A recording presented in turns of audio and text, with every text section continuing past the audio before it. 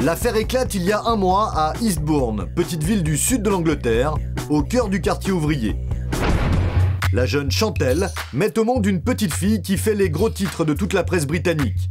La maman n'a que 15 ans, le père, Alfie, 13. Il mesure 1m22, n'a toujours pas mué et devient en quelques jours l'ado le plus célèbre du pays, en répondant à une interview du tabloïd Le Sun, diffusée sur Internet. What will you do financially? What's financially? What will you do for money?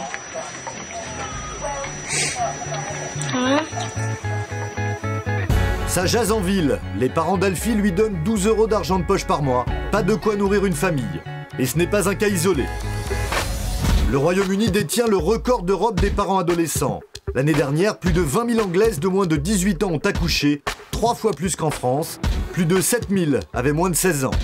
L'histoire du petit garçon qui a eu une petite fille devient emblématique d'un phénomène national inquiétant. Le fait divers se transforme en débat politique. Je ne connais pas les détails de cette affaire, mais ce qui est sûr, c'est que nous voulons tous lutter contre les grossesses d'adolescentes. J'ai vu les photos ce matin dans la presse, c'est très inquiétant. Aujourd'hui, dans notre pays, il y a des enfants qui ont des enfants. Derby, à 200 km au nord de Londres, l'une des villes les plus touchées par les grossesses d'adolescentes. La spécialité locale, les jeunes filles à poussettes. La plupart viennent du quartier le plus pauvre, Allenton. C'est ici que s'est installée Heather Russo. Salut toi. Tu vas bien? Tu as reçu ta convocation pour l'armée? Elle dirige une association d'aide à la jeunesse depuis 15 ans. Dans le quartier, on voit beaucoup de jeunes filles qui vont dans les parcs tous les week-ends. Elles boivent beaucoup et quand les garçons veulent coucher avec elles, elles acceptent. Elles n'ont plus d'inhibition. Le quartier est touché par tous les maux de l'Angleterre pauvre. Chômage, drogue, alcoolisme. Ici, comme dans toutes les zones populaires du pays, le taux de grossesse d'adolescentes est 5 fois supérieur à la moyenne nationale. Avec ses petits moyens, l'association tente de changer les habitudes. Chaque semaine, Heather organise des cours d'éducation sexuelle pour les jeunes de moins de 16 ans. Assurez-vous que vous vivez de belles relations. Pas forcément des relations sexuelles, d'accord? Faites-les attendre, c'est ça que je veux dire. Ici, les filles ne connaissent rien à la contraception, donc elles ne se protègent pas. La plupart de mes copines de l'école sont tombées enceintes. Moi, une copine de mon âge, elle attend son deuxième. Un grand classique que l'on entend souvent, certaines filles pensent qu'elles ne tomberont pas enceintes si elles font l'amour debout. En fait, elles ne savent pas du tout de quoi elles parlent.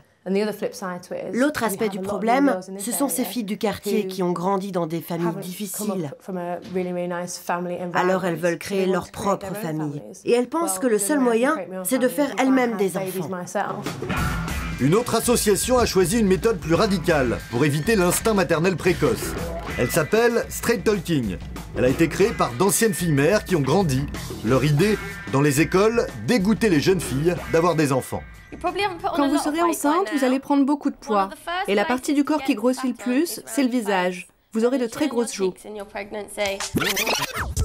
Après la théorie, la pratique. Les élèves apprennent à porter une poussette dans un escalier, à gérer un budget de jeunes parents, sans oublier les couches et les biberons. Et le bouquet final, ils doivent s'habituer aux pleurs du bébé, une méthode hyper efficace, d'après l'association. On utilise ces poupées qui font du bruit. On les met en route pendant que les élèves doivent remplir un questionnaire pour leur montrer à quel point c'est dur de se concentrer. Ils n'aiment pas du tout, ils nous demandent de les éteindre. On leur répond que dans la vraie vie, on ne peut pas éteindre un bébé. Mais les efforts des associations ne suffisent pas. Aujourd'hui, Ulrika et Gemma ont rendez-vous avec leur assistante sociale. Les deux jeunes filles ont suivi des cours d'éducation sexuelle et de prévention de la grossesse, sans succès. Ulrika a 17 ans et une petite fille. Gemma a 15 ans. Elle est enceinte de 3 mois. Pourquoi vous êtes tombée enceinte si jeune? C'est pas le genre de choses qu'on décide. J'avais rien prévu, c'est arrivé, c'est tout. Moi, je savais depuis toute petite que je serais mère à l'adolescence. Je ne sais pas pourquoi, mais je le savais. À l'école, il y a des filles qui mentent. Elles disent qu'elles sont enceintes pour qu'on s'intéresse à elles. En fait, ces filles, elles veulent de l'attention. Quand tu tombes enceinte, tout le monde s'occupe de toi. Je crois que c'est ce que la plupart des filles veulent. Ulrika voulait qu'on s'occupe d'elle, c'est chose faite. Depuis qu'elle a accouché, les services sociaux lui payent une maison et 600 € par mois d'allocation. Ils lui envoient également une puéricultrice une fois par semaine pour vérifier que l'enfant est bien traité. Debbie Nash suit une centaine de filles mères dans le quartier. Qu'est-ce qu'elle mange en ce moment? Au dîner, je lui donne un biscuit. C'est un peu inhabituel comme dîner, un biscuit, non? Mais ce sont des biscuits pour bébé. Elle adore les biscuits. Mais parfois, elle prend un yaourt. Les jeunes mères ne comprennent pas toujours. Elles pensent que leurs bébés n'ont pas besoin d'être stimulés. Ou alors elles les stimulent trop. Elles mettent la musique trop fort ou les emmènent dans des endroits bondés. Elles sont toujours adolescentes et elles sont parfois un peu trop centrées sur elles-mêmes. Des ados qui vivent grâce aux allocations et qui ne traitent pas toujours bien leurs enfants. Le phénomène est tellement courant qu'il est devenu une grosse blague télévisuelle. Little Britain, l'une des séries les plus populaires, qui caricature les travers anglais, en a même fait un personnage phare, une jeune mère de 16 ans, Vicky Pollard. Young mother Vicky Pollard is meeting her social worker. And how's the baby? Fine. Or can I see her? It's not her, it's it. Vicky, where is the baby? Swapped it for a Westlife CD. How could you do such a thing? I knew they're rubbish.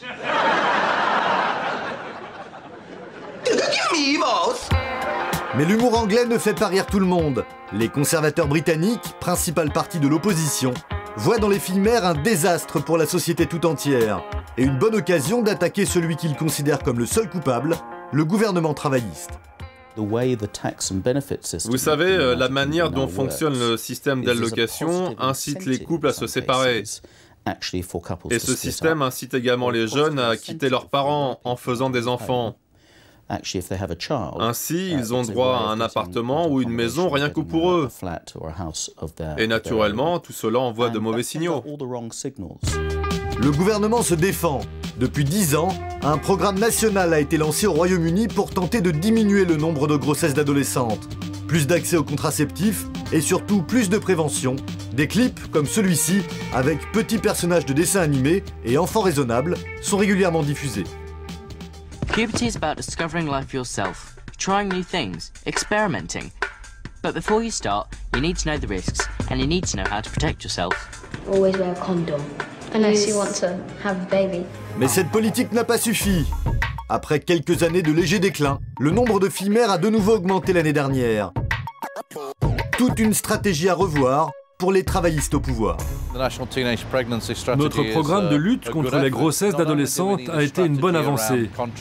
Mais nous ne devons pas nous limiter à la prévention et à la promotion de la contraception. Nous devons construire pour ces jeunes un environnement social et affectif qui leur permettra de faire les bons choix quand ce sera nécessaire.